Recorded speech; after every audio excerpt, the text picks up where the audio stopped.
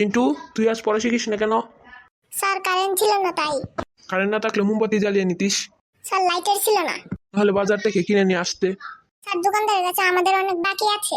তাহলে বাকি পরিশোধ করিস না কেন? আর বাকি পরিশোধ কিভাবে করবো? সেটা তো টাকা দিয়ে নয়, সেটা হচ্ছে পানি দিয়ে। মানে?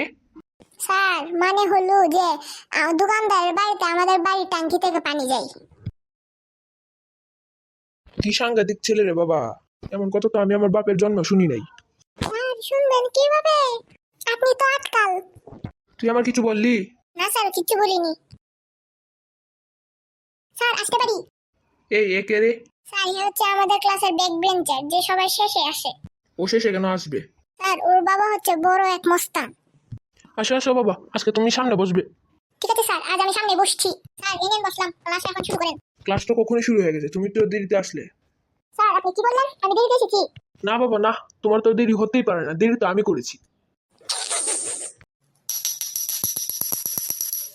স্যার ছুটি হয়ে গেছে, চলে যাই? যা যা যা, আমিও যাই গা। এই টিঙ্কু, তুই কোথায় যাচ্ছিস? স্যার ছুটি হয়ে গেছে না? আগে আমি বের হবো, তারপরে তোরা বের হবি। কি স্যার, আমি কেন পরিবার হব? না না না না না না, তুমি আমার আগে বের হবি।